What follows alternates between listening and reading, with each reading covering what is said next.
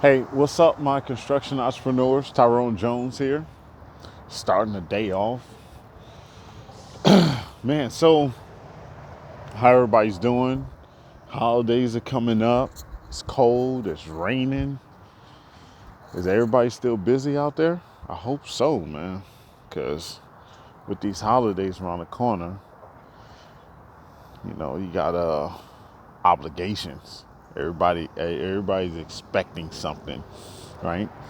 So anyway, on this one, I want to talk to you guys about paperwork, right? And mainly about the paperwork, I want to talk about. Um, we need to get more serious in regards to not getting paid. Excuse me. I've gotten several calls already about this issue. Not getting paid. Working jobs, got a contract and everything, or I don't care if you don't have a contract, but we need to get more serious and and understand a little bit more about what paperwork we need to file to protect ourselves if we do not get paid, and prior to us not getting paid, right? Prior and post. So both, before and after, right? We need to understand what we need to do to protect ourselves and what we need to do to force payment. Um, and a lot of times, you don't even have to do a lot to force payment. A lot of times, when you begin the process, it forces people to pay you because they're worried about, because people don't really understand the process behind what a contractor has to do to get paid. Everyone thinks that just because you get a license, like, oh, I got a license, I'm protected, people have to pay me, and if they don't pay me, there's something I can do to make them pay me. And some contractors believe this and really don't know what they have to do to get paid. But that's not totally true. It takes a lot more to force people to get you, to force people to, to force people to pay you. Okay, let's say you don't get paid as a contractor. It's not just about filing paperwork and then you do this and then you're good to go and then you got your money and it's all done. No, it's a whole long process with it, with timelines, different type of paperwork you need to submit, and and still time frames you need to give to that person that you're filing against. But you can still file, but there's process and there's paperwork, and a lot of us don't understand that. But we think that there's some imaginary protection wall in arm reach, like right here. There's just this protection wall. The only real protection wall that's really an arm reach is if you got a lawyer on your staff. Okay. And then they can kind of file some paperwork to get the process started or get some movement going, other than you doing it on your own. Okay. Understand how to file a prelim notice and what a prelim is what we need to educate ourselves on. Now, I done videos on prelims. I done videos on waivers. You have to check it out. I already did it. Just find the videos and watch them. And it's pretty simple to fill out, and it protects you in the long run. Okay? And it helps set you up for the next step in case that contractor or whomever it is does not pay you. And that's very important that you do that. Okay? It's very important that you understand that process. Because if you don't understand that process, then you're going to be calling me saying, hey, I haven't gotten paid and they owe me $5,000. And this person is saying they're not going to pay me because of this. And there's really some bogus thing that why they're not going to pay you. And really, the person that don't pay you really don't understand if they're in the right or wrong. They just feel they're in the right by not paying you.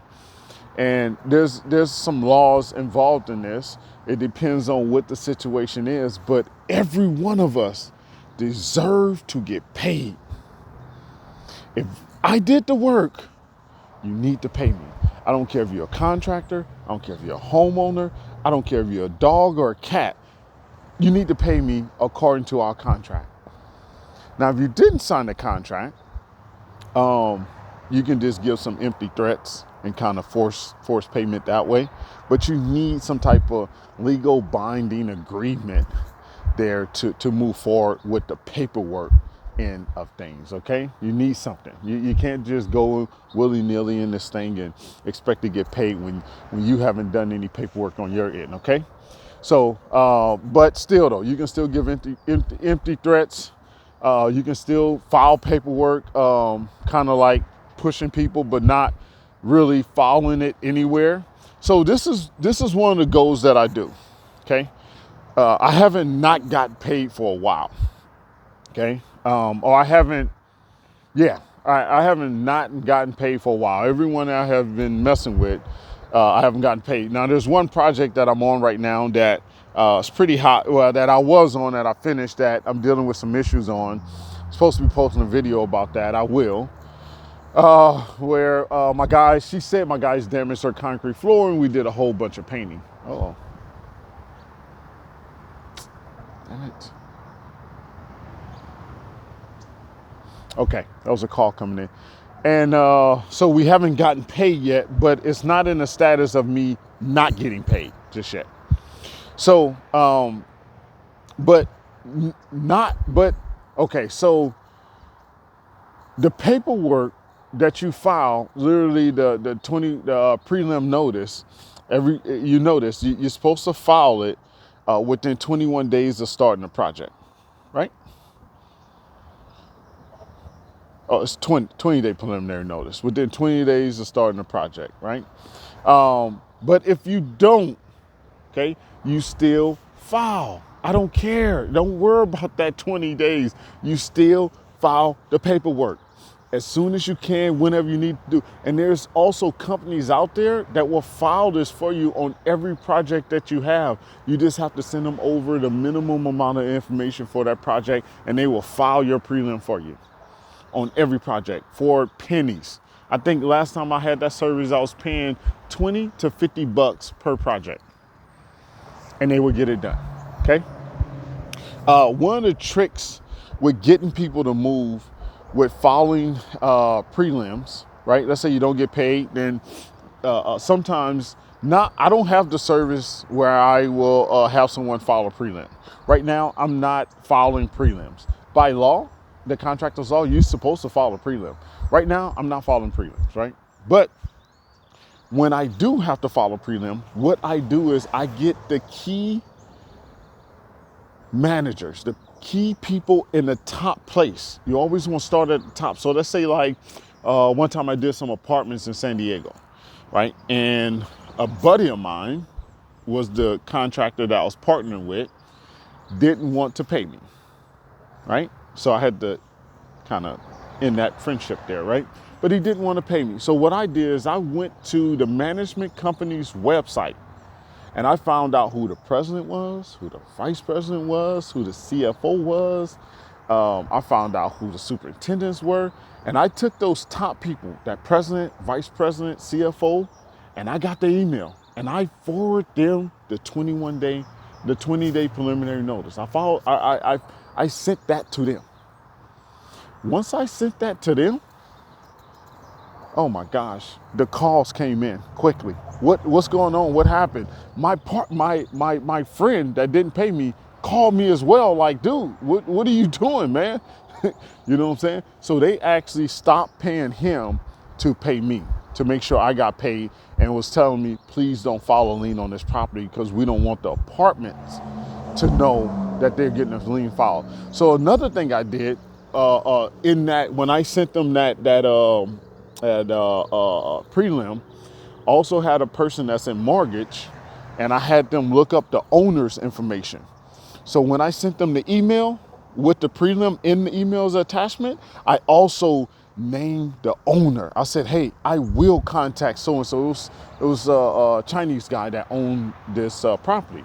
And the address for that Chinese guy, I didn't even have his address. His address was actually listed as the property management company. So maybe he was the owner of the property management company. I'm not sure, but I listed his name. So just having that name. Okay, so I contacted my partner that does mortgages. I say, hey, can you find out who owns this property? If I need to do a list of properties and I'll slide him some money. I just had one. So he just like, yeah, here, man, here you go. Sent me the information and I compiled the email and I sent the attachment over and I got nothing but movement. And I didn't even have to file the prelim with the county recorder. I just sent it over to them and it got movement. So sometimes that's all you have to do, but you have to send it to the right people. That's the key. Sending the paperwork to the right people that's going to make the fastest moves to get you paid. So that's what you do. You get other people involved. And that's what happens. We be afraid to get other people involved. And we don't want to send this thing off and it purloans, and then we don't get paid, then we're upset, then it turns into something else. Get on it early so you can get paid and move on to the next job, because not getting paid, it affects us in more ways than you think. So get more serious about doing your paperwork when you're not getting paid. Come on. You got any questions? You got any concerns? You haven't gotten paid? You need to reach out to me. You need to send me an email. My email is in each video. My phone number is in each video. Call. Let me give you some advice so you can get paid, because it sucks not getting paid as a contractor. And I don't want to see any contractor not getting paid. I don't care if you're wrong or right. We'll discuss it, figure out the next move, and get you some money in your pocket. Okay? All right. Tyrone Jones, I'm out. I got to get back to it. Busy day, busy week, busy year. Shit.